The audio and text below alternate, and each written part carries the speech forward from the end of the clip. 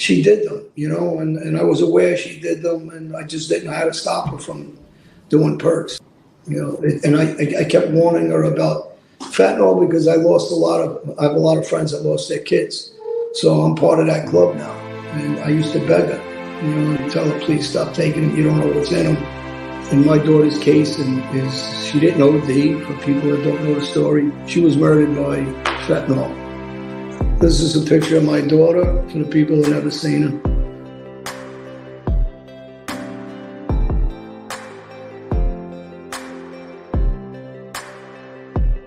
And I can't say it enough times. Do not accept anything from anyone you don't know. And even if you do know them, don't accept it unless you know what it is and where it's come from. And I would say at my worst, I was probably taking between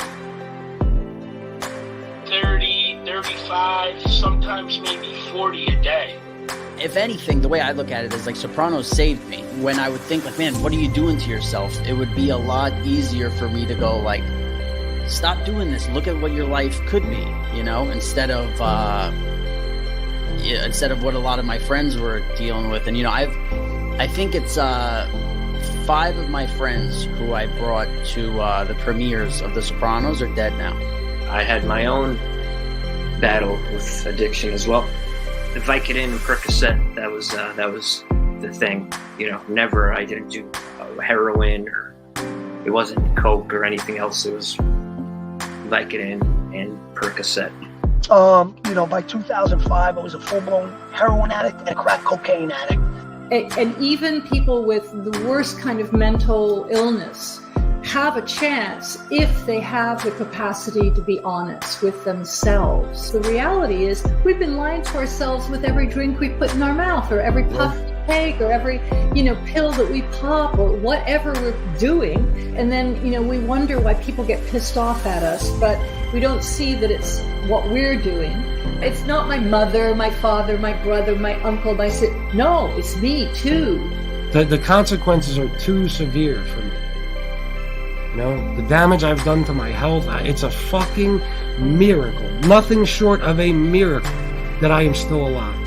So, if I can do it, any of you can do it. When people suffer from alcoholism or drug addiction, there must come a moment when your life totally crashes. For me, that moment came when the pain was too great and the consequences were too profound.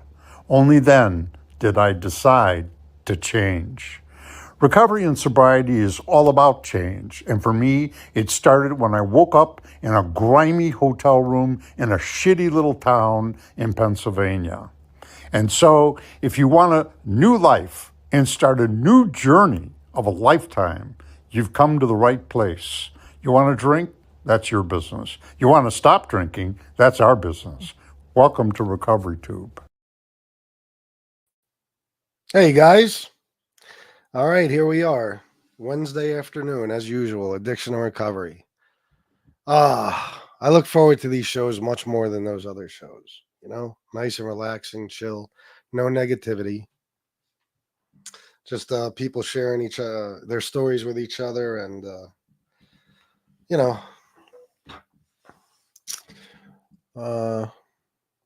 pleasant discussion, I guess you could say. Let me see. What do we got? Sally, Miss Can't Be Wrong, Baby A, and that's it right now. Well, there's 13 people, but they're the only ones in the chat. I didn't play music in the beginning and all that shit. Let me see. I got to put this up. I don't want to forget. Is this it? There you go. We have that up on the screen. Have I been reading about Matthew Perry? No, I know about the 5 people who got indicted or something in the case, but I haven't read anything else. What's going on? They finding out more stuff? No, this shows, Sally, this shows both chats for me. I see it on StreamYard, but there's only 16 people, so I don't know. I don't know if somebody else is on. I don't know if people just didn't get here yet. I'm not sure. I don't know. We'll see, though. We'll get 30, 40, 50 people. Guarantee it. I really hope they sock it to the ketamine queen, as they call her. Yeah, I haven't read up on that chick yet, but I've heard that name. You know, I know they call her that, whoever she is. She was shooting him up all day. It's crazy. Really? Wow. See, that's something I got to look into, because I don't understand the ketamine thing. Is that just like that's a horse tranquilizer or something, right? So isn't that just like a super sedative? What was he doing that for? Sleep or what? I know nothing about that case, guys. I ain't gonna lie. Yeah, Sally, that's how it works. That's how it works. Let's see. Ketamine, yes. Okay. This is like some Michael Jackson shit. The way it looks. Well, it's a shame, you know, it really is. It's heartbreaking. Now, I'm not one of these people that goes overboard because it was a celebrity. To me, any life lost to addiction is a tragedy, you know, but this is somebody we got to see, was seemed like a good man, a talented guy, you know, and he lost his life to this shit, just like so many others. It's a shame. It really is disgusting. He was supposed to be in therapy for his addiction. Yeah, but it was supposed to be controlled, right? Like, from what I understand, he was getting it from his doctors and shit, but then it just wasn't enough. So he was going to this underground group of, dealers or whatever, right?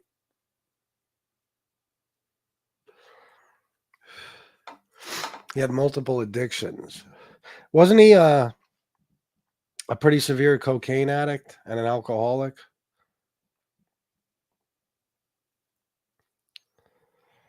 It's sad. I was watching something last night about a skateboarder. What was his fucking name? Dwayne something? I can't remember. But this is a guy who, rose to stardom, instantly. He was spotted by somebody. He got a part in a video or something, a skateboarding video, and just took off. Made hundreds of thousands of dollars, if not millions. Was buying jewelry and clothes and, showing off his money and having a good time, enjoying life. But he started getting more and more into, drugs until he wound up on heroin, and that was it. He lost everything. He wound up going to prison for a pretty long time. I want to say like 10 years, something like that. And he blew it all. He lost everything. He lost everything because of his addictions. And now, he's out and he's trying to gain his career back somewhat. It's kind of hard being older now, but he's trying to fix everything he broke, but, it's not working. Sometimes you get one shot. So he's got to live with that for the rest of his life. It's sad. Yes, opiates got him in trouble, caused a bowel obstruction. He had surgery, though it could have killed him. Wow.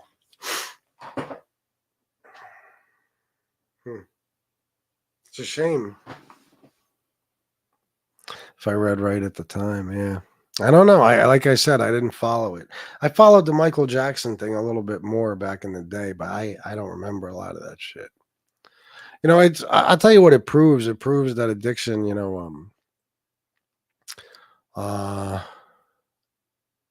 it doesn't discriminate. It doesn't care who you are, your status in life, or anything else. I don't care who you are. You could become addicted to something. This is why I always think about people who like to trash people for their addictions. And not because that person did anything to them or anything, just because they're addicts. People walk past them in the street and think of them as the scum of the earth. The courts treat them like they're just disposable people, like they don't give a fuck about them. They'll lock up an addict forever, instead of getting them treatment. Just the way the world views them. Society in general views us, I should say, drug addicts. Well, nobody seems to mind alcoholics, but drug addicts, yeah. Not understanding that, alcohol is a drug and they're drug addicts too. Even if all they do is drink. This is what this is the way society sees us, honestly, It's a shame because you never know who's who. You never know. A life lost, and it might look like it was a valueless life, like it was, you know, that the person's existence was meaningless. But you don't know who they are. You don't know who loved them. You don't know what kind of talents they had. You don't know what they were capable of. You don't know. You know, but people don't care. They judge, judge, judge. They don't give a fuck. You know, they see things however they want. He wrote a book, oh, hey, Jesse, which I haven't read yet. I think right after his addiction to the opiates. I think I heard about him writing a book. FGF Productions, these celebrities can't handle the fame. It's sad, but as a former addict with all that money, I'd be getting high too, unfortunately.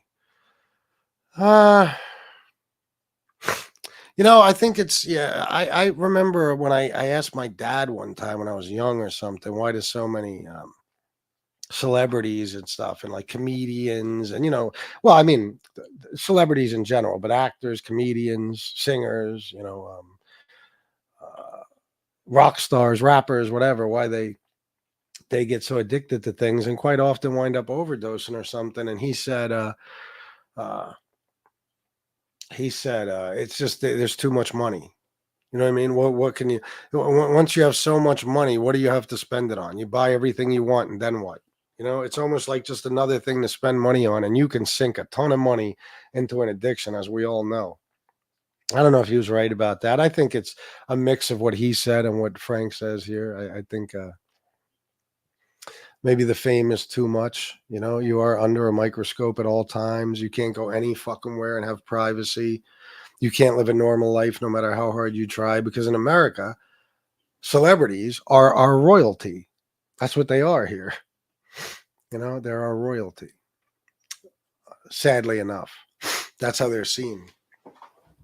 So I think, you know, especially people who experience sudden fame, you know, I understand how it could be overwhelming and people might try to self-medicate, you know, to deal with the issues they may have from it. You know, it can't be easy. Imagine one day you're a regular person, the next day the whole fucking world wants a piece of you.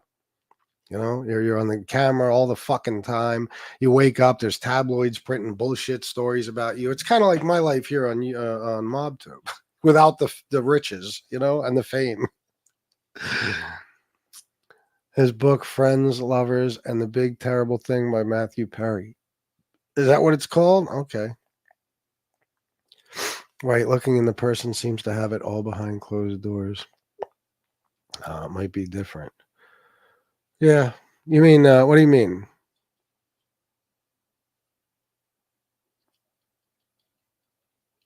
You mean like somebody who looks like they have all their shit together, but behind closed doors, they're a mess? Matthew Perry is a sad story. Yeah, he is. Once they achieved all that fame, I guess that's why they do it more and more. Probably, yeah. Probably. FGF Productions. It's funny, Chris. I remember you saying no difference between the drug dealer and the bartender. It's true. I've even told bartenders that, and they agreed with me. Not one got mad at me saying that. No, it's exactly the same thing. The difference is because one is legal, it's okay. You know, the ones that are illegal, no. The drug dealers are the devil. What do you mean? What about a bartender who's fucking handing people drinks all night? Do they give a fuck if it's that person's last drink, if their fucking liver's destroyed, if they got cirrhosis, or, you know, do they care if that person dies in a car crash on the way home? As long as it doesn't come back on them, they don't give a fuck. It's their job. That's how they make tips and everything else. And bar owners and stuff, they're the kingpins. You know what I mean? They serve the alcohol, or they stock the alcohol for the bartenders to sell. You know, it's the same fucking thing. You know, the bartenders are their workers, just like a drug dealer might have his workers out on the street pushing a product. You know, and there's certain laws put in place. You know, if you seem visibly intoxicated, you know, you got to be cut off. The bar can't give you any more drinks, but that's up to the discretion of the bar. One person might see somebody and think they appear fine. The other person might say they appear visibly intoxicated. So if it's a slow night and a bar wants to make some money, you think they're going to follow that 100%, or even on a busy night? They don't care. You know what I mean? They don't care. So it is the same. It is. It's the deadliest drug on the planet, alcohol. But because it's legal for somebody to walk up in a bar and start drinking, it's all good, But if somebody's out in the street shooting heroin, or if somebody's selling them heroin, then they're a monster, Don't get me wrong. I have I have my fave celebs, but I never just approach them like a nut job. Oh no, of course not.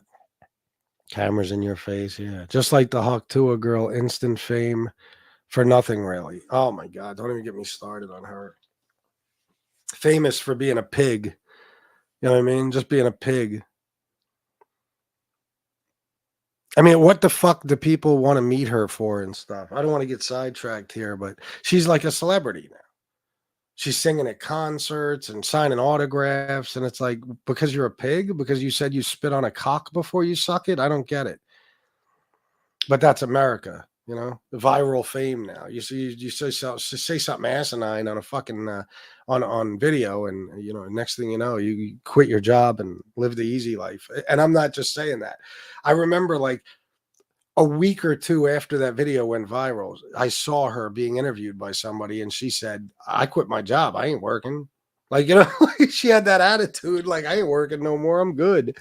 How is that possible? How does she make money just being interviewed and making appearances after saying she spits on a wiener before she sucks it? Unbelievable.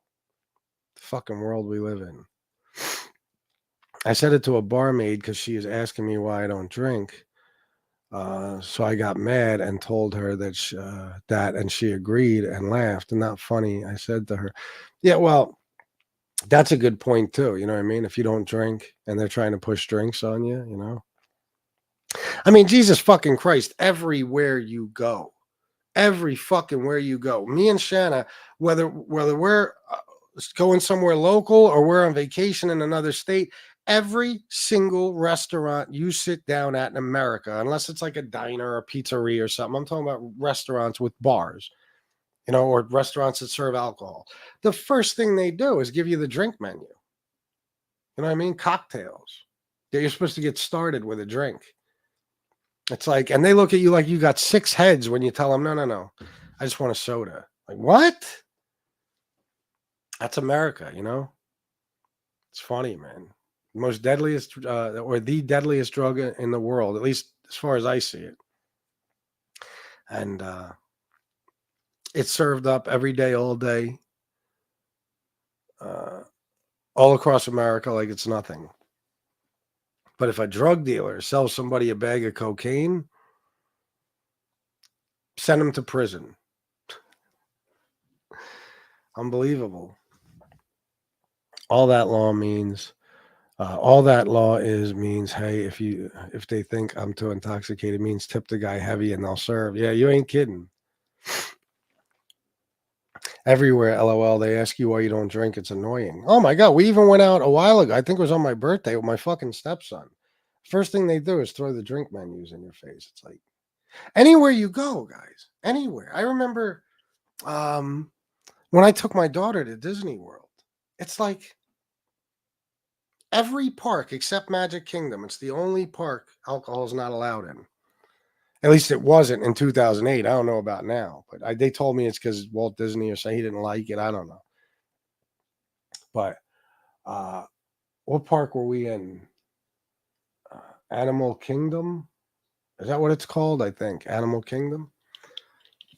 Yeah, we stopped at a bathroom so my daughter could use the bathroom, and I look over and there's a fucking bar. There's a bunch of people outside drinking, and well, it's an outside bar. You know what I mean? They're all out there drinking and half lit. And I'm like, even at a fucking amusement park, Disney of all places, for a fucking child, that the whole place is built for children, not adults.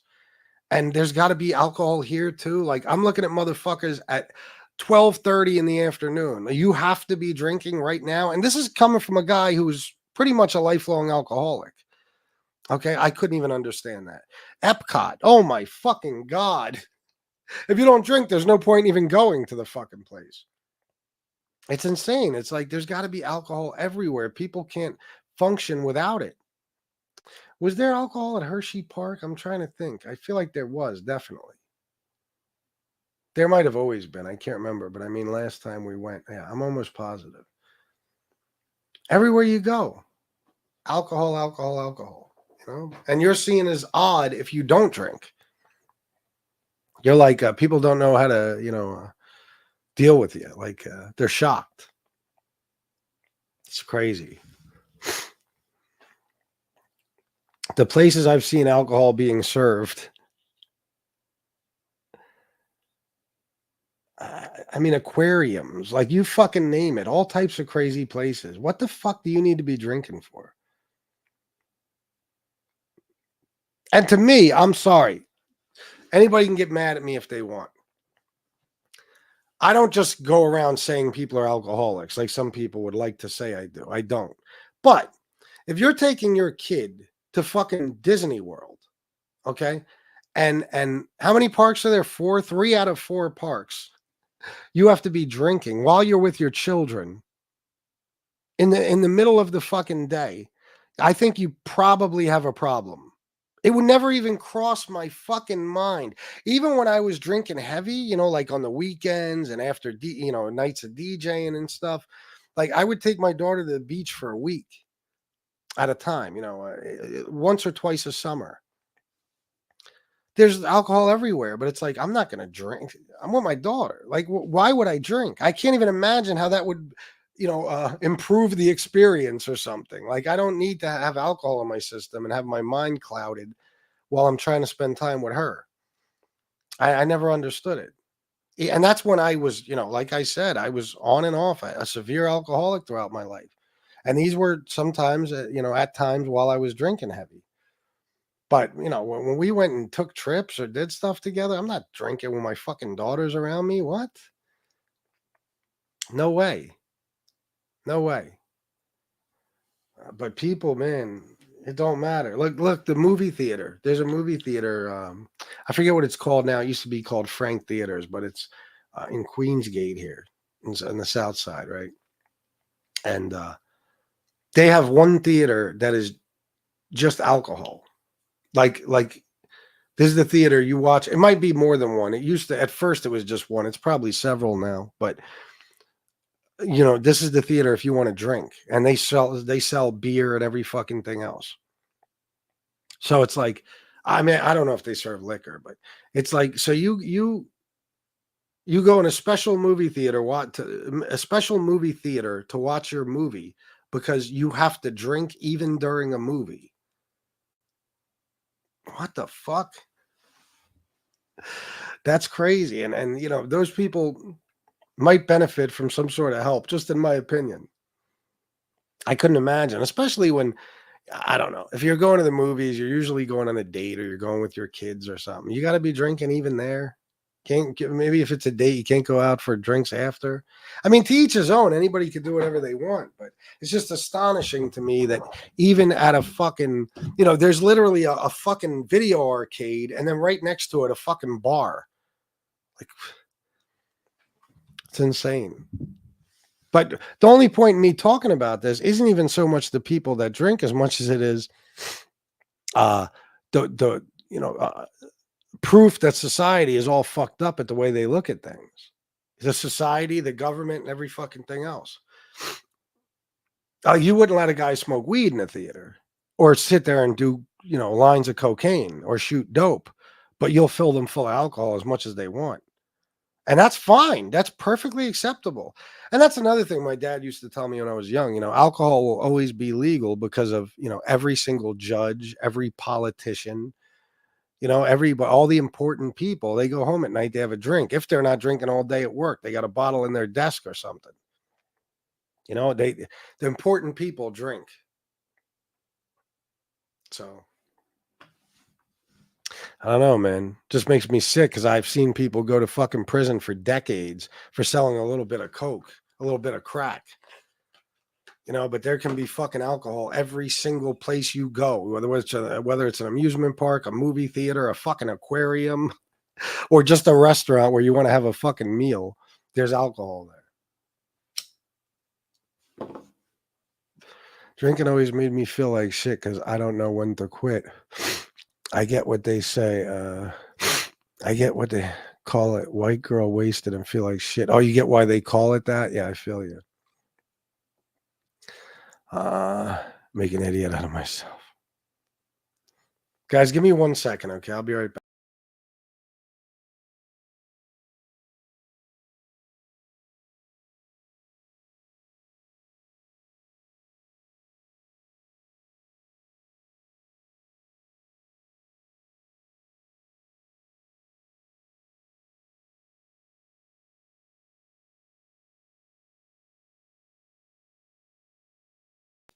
All right, guys. The crazy Southern girl comes out when I drink. Is that right? I'm ready to get my boots and go. What do you mean? What are you talking about? You talking about when you're drinking? Same here, Miss Camberone. Act like an idiot. It's bad, and say stupid shit and call people drunk. Call people up drunk. Bad shit. Oh, that's the worst. That's the worst. I've told you about. Well, I haven't told you in detail about some of my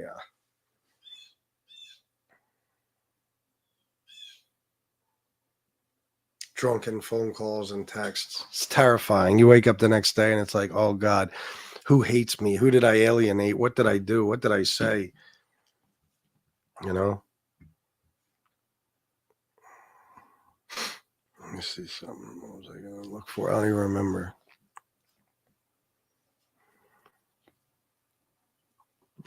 I know people that can crack a beer before noon. It's crazy. I don't get it. Why is it necessary? You know what I mean? Why is it necessary?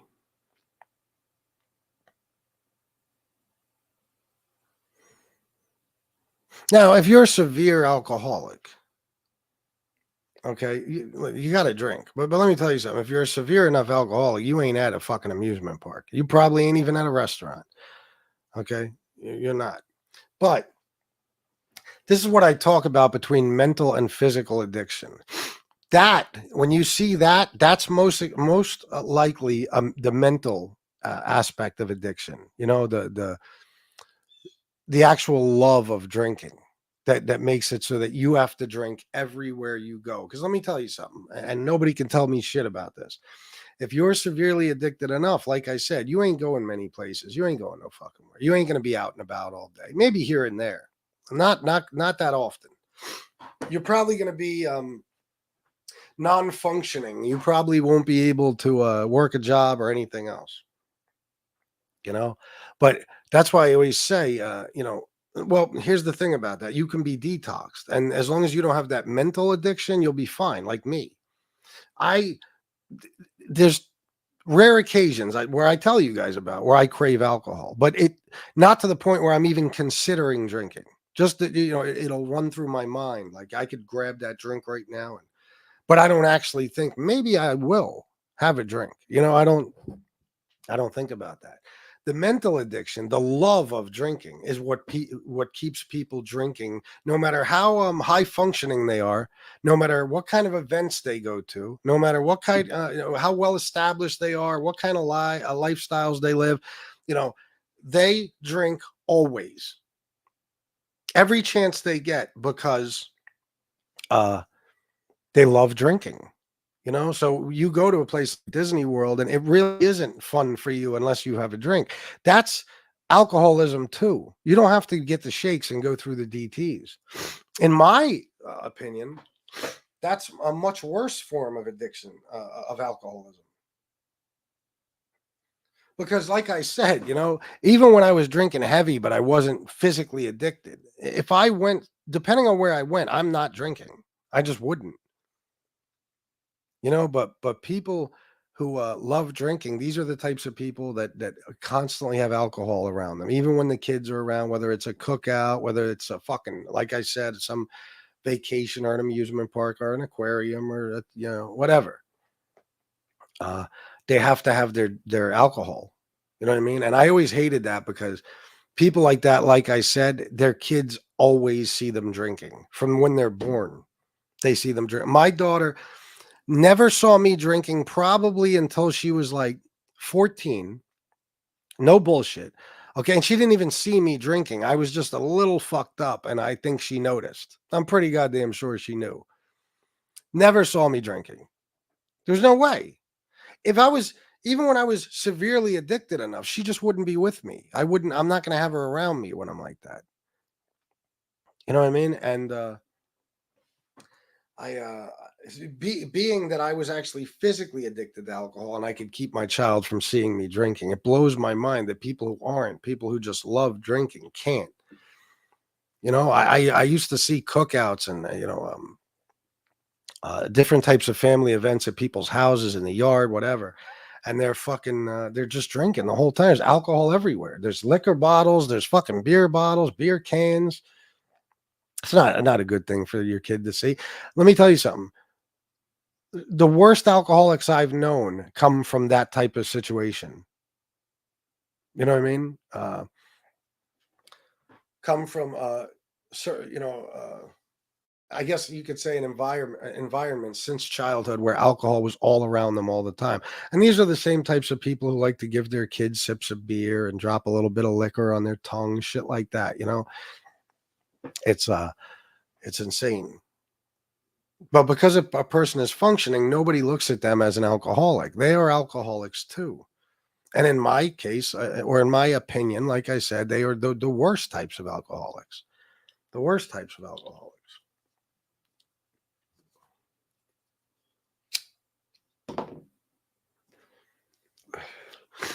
I knew this kid, Matt. This fucking kid drank constantly. The only time he didn't drink was at work. And at work, he would take pitchers of water and drink 2-3 pitchers of water throughout the day because he was so dehydrated, and because that was his way of like making up for the drinking. Like, I'm going to give my liver all this water, I'll recover. You know what I mean? But that, if you saw that guy now, he's dying. Matter of fact, he might have already. The last time I saw him was years ago, and he was had some very severe cirrhosis of the liver, and he was on his way out, no question.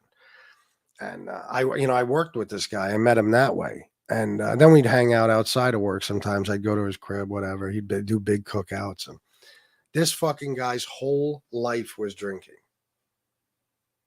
And that's how it turned out for him. Like it does for many. I never really saw him go through withdrawal or anything. Again, a lot of these alcoholics drink beer, and it's going to be very difficult for you to get severely addicted, physically addicted to alcohol, drinking beer. It's almost impossible, in my opinion. It's just not a thing you're going to see. The people who are severely addicted, physically addicted, are they drink liquor. They're that type of alcoholic. They drink liquor. So I don't know, but I like I said, that's why I think the mental addiction to alcohol is much more dangerous than the physical addiction. Every time I was severely physically addicted, I just got detoxed, and then I was sober as long as I felt like being sober. But people with the mental addiction, they remind me kind of like heroin addicts or opioid addicts. It's like they crave it all the time. It's always on their mind, and they're not happy unless they're doing it, drinking it, whatever. I can't, I can't relate too much to that, because alcohol to me was always a means to an end. It was like, okay, I'm trying to kill my depression. I'm trying to get over this anxiety attack. I'm trying to, slow my heart down so I could do more cocaine. It was always a tool for me. It was never something I liked doing.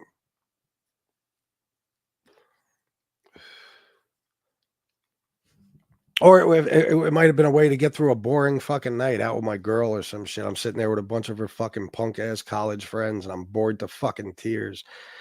Something like that. Free samples of beer at Busch Gardens. See what I mean? We went to that fucking fair, that state fair, and it was everywhere. And it didn't used to be. Alcohol everywhere. Budweiser has a stand. They all have like kiosks or stands, whatever you want to call them, and they're all set up, and same thing, free samples. It's unbelievable. Years ago, we had to attend a wedding in Milwaukee, so we toured the Miller Brewery. At the end was free beer. I mean, huge icy mugs of all the beer they make, we left there tanked. It's like Hershey Park when you go through the fucking chocolate world ride, and then you get off and they give you a candy bar, a little mini one. See what I mean? That's why it blows my mind. It's like that's why I know the government is full of shit.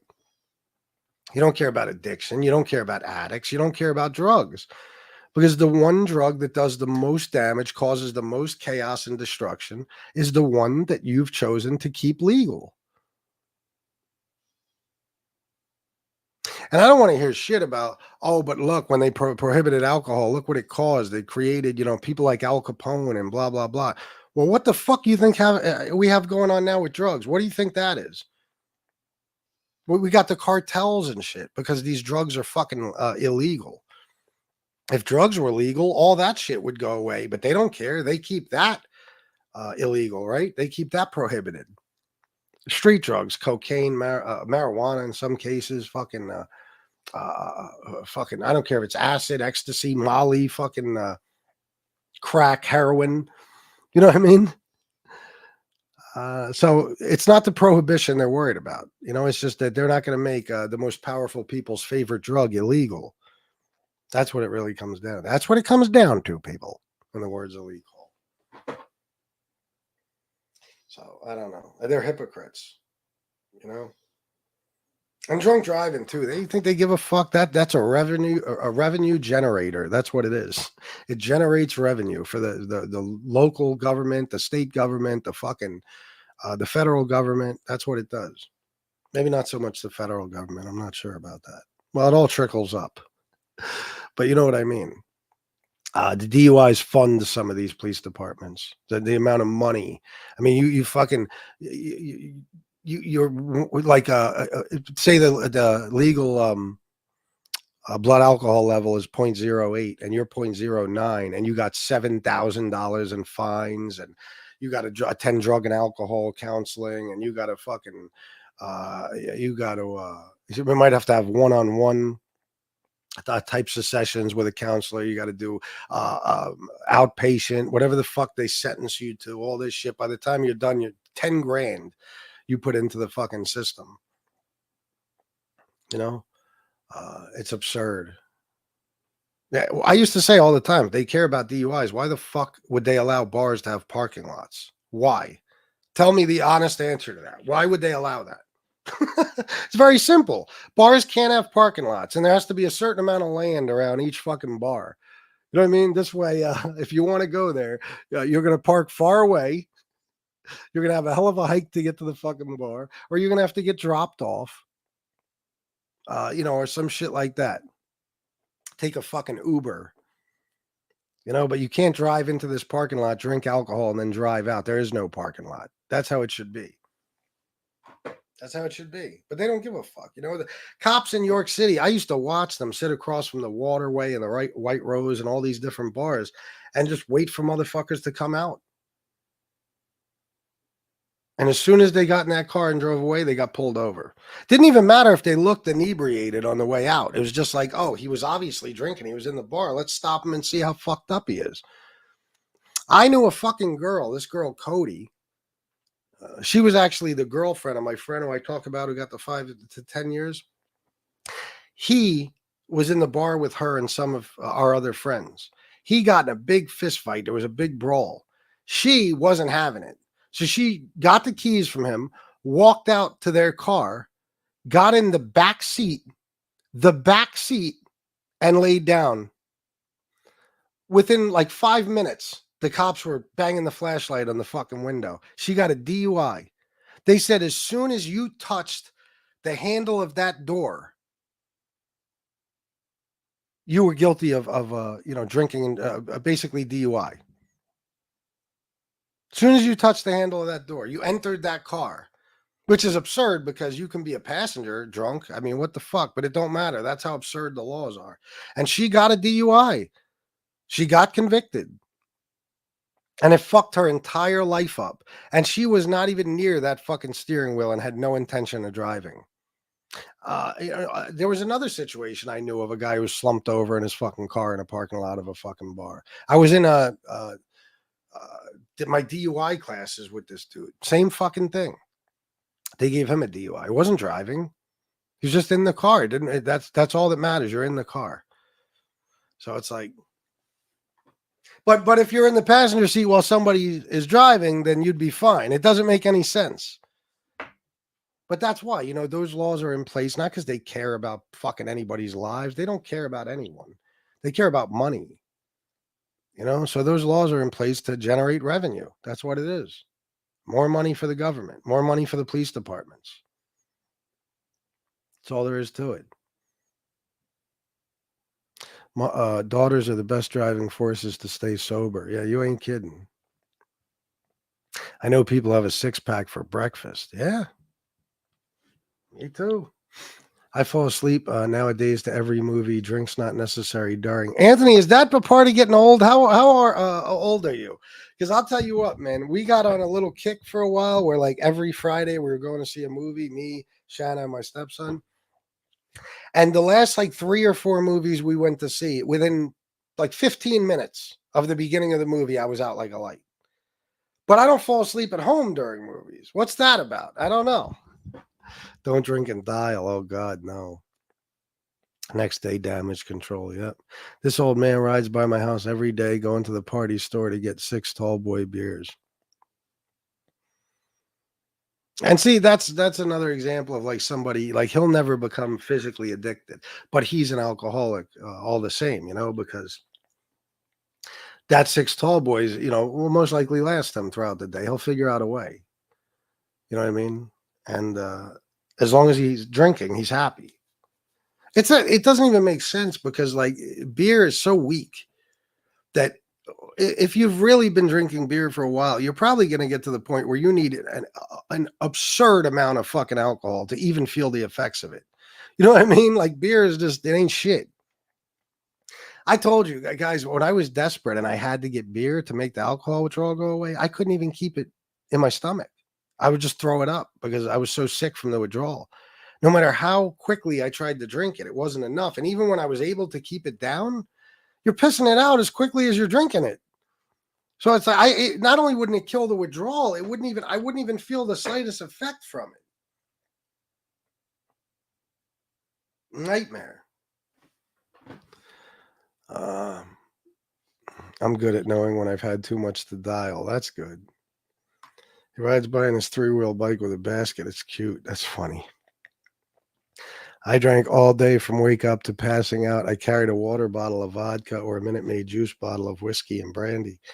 Wow. I had my flask, just like you heard Cam say. I used to walk around with a flask in my back pocket. I certainly did. There was never enough. You couldn't fit enough. They don't make a flask big enough to keep what I needed in it. Casey Robinson, the shaky shooter. I panicked if I was getting low. As soon as my drinks were gone, I was ready to go home. To keep drinking didn't matter. I hear that.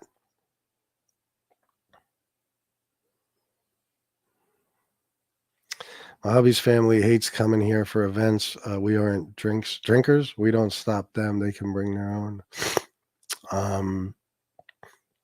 Ain't that a shame? They hate coming there for drinks just because you guys don't drink, you know?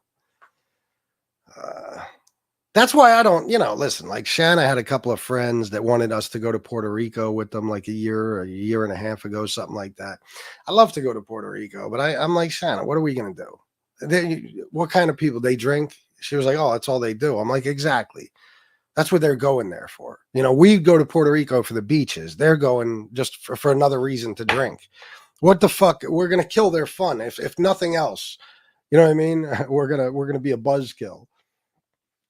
And then personally, I don't want to be around a couple of people who are drinking. I can't fucking stand people who are drinking. I told you guys, that's what made me a very strange alcoholic. I didn't like bars. I'd rather be at home drinking by my fucking self, except for like the club. The club was my shit, but I knew everybody and I had my own little section in that club and nobody bothered me. You know, I had friends around me and shit, but it wasn't like irritating. What was I going to say? Oh, but even DJing, you know, I stayed up in that DJ booth. I only left that DJ booth to go to the bathroom and come back. As long as I was way up here and all the drunk people were way down there, I was good. But I didn't want to be in that crowd. What, drinking all the time? That's a shame. We had drinking in our at our reception. We bought the booze and beer. That was it. Really? Yeah. Well, I mean, it's good. You know, it's like me. Like if I go out to dinner with somebody, I don't care if they drink. I don't care. You know what I mean? But if you're gonna start getting lit and shit, no, I'd probably rather not be around you. You know, it's just me. It brings back bad memories, if nothing else. It's like, Jesus, is this how fucking stupid I acted when I was drinking? My God. I lost so many friends that were under 50 from drinking. I mean, at least 15. How many wakes? And after the wake, they all get drunk and tell stories about the person. Never made sense. Oh, well, let me give you an example of something like that. And this is another type of fucking addiction. A friend of mine named Andrew died a couple of years ago on a motorcycle. Now, this is a guy I've known since I was in my early 30s and he was in his early 20s. You know, we worked together for years, and I used to try to give this kid advice. He never had a dad. His mother was a fucking mess. His older brother was just in and out of prison. His older brother was a nightmare. So I would try to give him advice. And this is when I had a good head on my shoulders. I was doing well, you know, and I would tell him, stay away from the streets. Don't, you know. But one thing I used to always push through his head is he loved cars and motorcycles, and he loved speeding like a maniac. And I used to tell him, bro, chill, you know, every now and then you want to open it up a little bit. You know, you got to, you know, the highway is clear, whatever. But driving around the city 100 fucking miles an hour and you're doing 180 on the fucking highways every time you hop on the highway, and you're going to end up dead, bro, at a very young age. You know, just chill out, man. You know, you can live a good life. You can still have speed in your life and shit and have fun, but you know, just calm down a little. And he never listened to me. And he used to say, I don't care. If I die speeding, that's how I want to go out. I'll be happy. Well, a couple of years ago, right after he got married and they had their first child, he was driving on 83, 180 miles per hour. He was flying. There was a car in the right lane. He thought he was good. He was in the left lane. And that car didn't see him because he was going 180 miles an hour and moved over into the left lane. He went flying and got decapitated by the fucking guardrail. No bullshit. So now his son doesn't have a father. His wife doesn't have a husband, but he got to speed, which is this childish shit. You know what I mean? When you put your desire for whatever the fuck it is you're in love with ahead of your love for your family or their love for you. He didn't give a fuck. And I'm mad at that motherfucker to this day because I fucking told him he was going to die doing this shit. So did a lot of other people. I went by his funeral. Let's just say that. I sat outside for a little bit. It was online. I watched a little bit and I drove off. I'm pissed off at him to this fucking day. I was, you know, I held his little boy. You know, I was there not long after the kid was born. I knew his wife. She's a good woman, did everything for him, loved and adored him. But he couldn't stop acting like a douchebag knucklehead. And at this point, he wasn't in his early 20s anymore. He was in his early 30s, you know, and now he's gone. And his kid won't even know his fucking fight. Won't even remember him. But the craziest part, and this is why I'm telling this story, Frank, is that one of the reasons I left the funeral is because guess what they had planned for when the funeral was over? These motherfuckers were all going to peel out of the funeral parlor parking lot on their fucking motorcycles and go on some long fucking ride. And I forget what it said on the flyer, but it made it very clear that they're going to be hauling ass for Andrew. And I said, wow, this is another double standard type of situation. Now, if a motherfucker OD'd from heroin and all his friends said after the funeral, we're all going to go to a park and shoot dope in honor of him, how would that look? But even the kid's mother was okay with them doing this. God forbid somebody in my life died from speeding on a motorcycle. If you even show up to the funeral parlor on a motorcycle, I'm going to fucking kill you. You know what I mean? That's the way I see it. The disrespect would be extraordinary. But these idiots are all like, "Oh, that's what he loved," and they take a picture at the funeral of his helmet that says, it's some quote from fucking Fast and Furious or something. If I die while I'm speeding, don't cry. I died, whatever the fuck it was. And I was like, wow, unbelievable. This fucking kid didn't do drugs, barely ever drank, but he couldn't stop speeding on his dumb fucking toy. And then they do that in honor of him. They're going to get on the highway and drive from York to Harrisburg 150 fucking miles an hour. Yeah. That's a good way to honor the kid, So that's the type of goofy shit they do, Frank. Hated drinking, but it was the only way I saw to deal with all the pain in my life at the time. I hear that. Self-medicating. That's why a lot of people do it. To sit down with Jeff Nadeau, I recently, as you know, took some time off at a place, and I learned more about stress, addiction, that I'd never. Learned more about stress, addiction than I'd ever know. It changed my life for sure. Great show as always. Yes, I know about your experience well, Jeff. And I'm glad you learned from it. Very, very, very, very glad. Thank you for the compliment on the show, by the way. But that's the thing, knowledge could save your fucking life. It really can. Jeff, you don't want to talk about that by any chance, do you? I'll drop the link if you'd want to come on and talk about it. I'm just asking. Totally cool if not. Just asking. Ducks, I would say more like a crack addict. Most opiate or heroin addicts will be good as long as they're not sick. With crack and coke, it's never enough. True. True. You could take, whatever however much heroin you shoot or whatever dosage of, pills you take and be good for hours and hours and hours. It's not the same with coke and crack. It's kind of a thing you need to be doing constantly. FBS, I had my day planned around drinking the moment I woke up. By the way, though, Ducks, I will say this, the thing about that is crackheads, it's going to be a lot tougher. But like me with cocaine, I told you, I never had a problem. Like if I had something to do for a whole day, I never had a problem going that whole day without cocaine.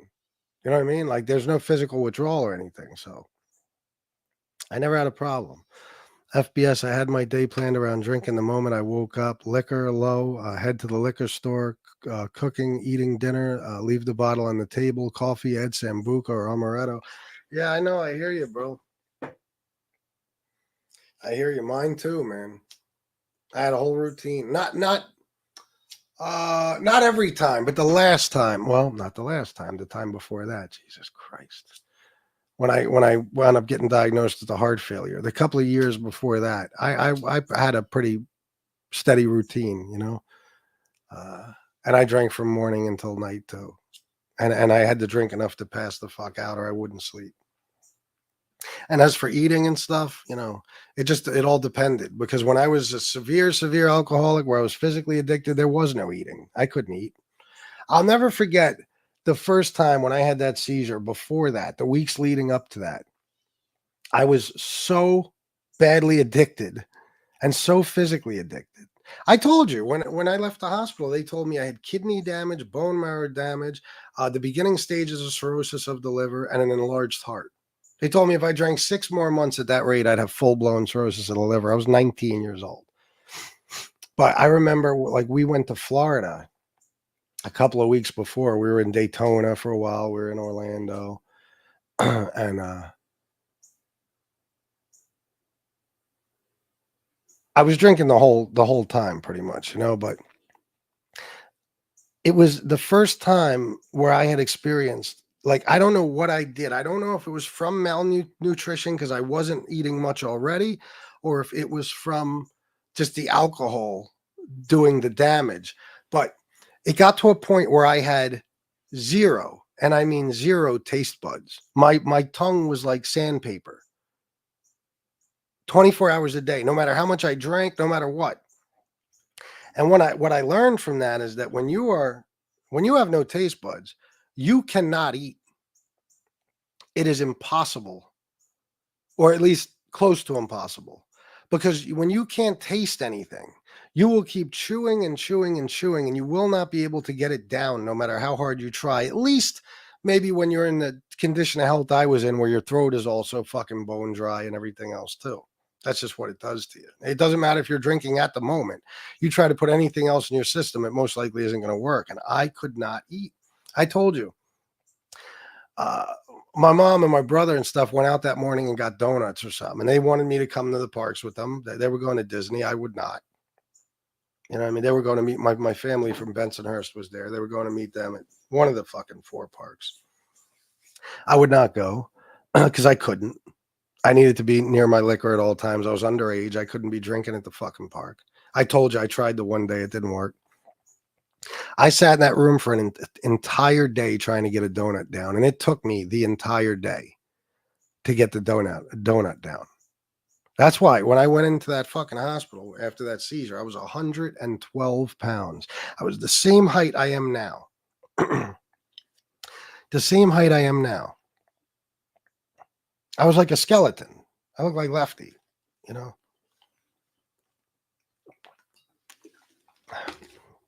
Really, War? A lot of people did. There's nobody who didn't drive drunk at one point or another in their lives. Not if they ever drank. Oh, shit. Well, I always had my older brother. During the dark, evil time, bars were serving cocktail curbside, no lie. God damn. No joke, the old man had over 55. What? That was way back in the day, because now you'd be in life without parole. You'd be in prison for life without parole. They banned his license nationwide, I'm sure. I know a guy who got, I think, 8, and he did 2 5-year stretches in state prison, and then his final sentence was 39 months. He worked it out with the fucking DA and shit so he could serve his time in the county on work release. 39 fucking months on work release. He had done all that time from 8 DUIs, and his license is suspended for life. He will never get it back. This guy's like 40 fucking years old. That's how they used to do it back in the day. FGF Productions, you know, a year ago, the cops never gave out DUI. They would tell my uncle, father, friend's father to pull over and get a ride home with 70s, 80s, crazy shit. Yeah. That's how they used to handle a lot of things. My mom told me that when there would be, back in the day, like in the neighborhood or something, when there would be a domestic dispute, a guy's beating on his wife, the cops would come and tell him, take a walk around the block, cool down, go home and relax after that, you know, or they would take him for a ride and drop him back off at home. Like, the fuck? If you throw your car in a ditch and call a towing service directly, they're required to call the police. Oh, really? All right, that sounds good. You get a lot of guys who drink beer but take a shot every time they have one. Oh, yeah. A lot of people do that. Growing up in the South, we take funerals real serious. First time I seen people drinking after a funeral, I was taken aback. Yeah, they do that. They do it that up north too. They do, depending. I can take drinking or leave it. If I'm in the mood, I'll have a drink or two. If not, I won't. It offends my family if I'm not in the mood, but that's their problem. Isn't that some shit? That's what I mean. Picture, just switch out the drug. And picture, you go to a family event. And everybody's like, Jesse, do a line. I don't want to do a line. Come on, don't be a bitch. Do a line. Tell me what the fucking difference is. There is no difference. Except I'll tell you the difference. The line isn't going to do nearly the amount of damage to your state of mind that the alcohol is. It's not going to alter your mind this much compared to what the alcohol is going to do. Alcohol is always worse. I don't give a fuck. Name the drug and I'll tell you why alcohol is worse. I can never live a sober life, but a hard addict's life I can survive without. But weed is my Prozac. Weed keeps me level-headed, so I don't let the thoughts in my head take over. I'm a very angry person. Me too, brother. I hear you. I'm coming up on 22 years clean of heroin. That's great, man. Congratulations to you, bro. Let me go back to what these other things you said were.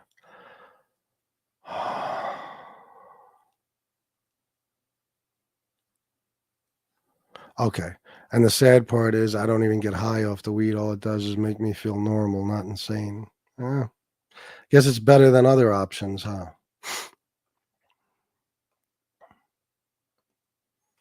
And if it's kept you off heroin for 22 years, I'm all for it.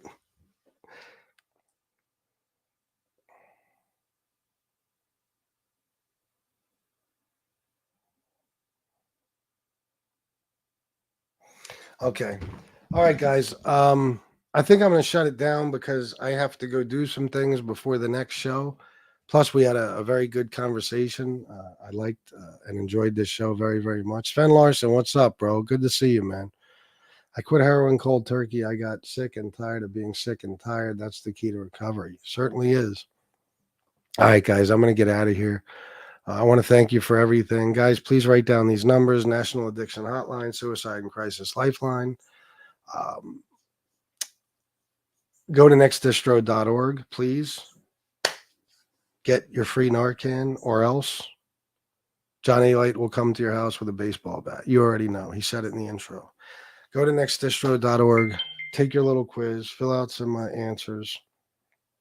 Thank you, miss. I think so, too. And you'll get your free Narcan. You'll get 4 of them in the mail. And then if you use those, you can get more. You know? So do that, please. I have mine sitting right in my fucking car, right in my little under the stereo, that little compartment there, the console, whatever the fuck it is, just in case. All right, guys, I'm out of here. I appreciate you taking part in these shows very much. It means the world to me. I wish you all luck. Stay strong on your road to recovery. I will see you at 5:00, where we will go over more of these messages between Maureen and Nick Romano, and I'm going to have some things to say about them. So don't miss it. I love you all, and until next time, salute.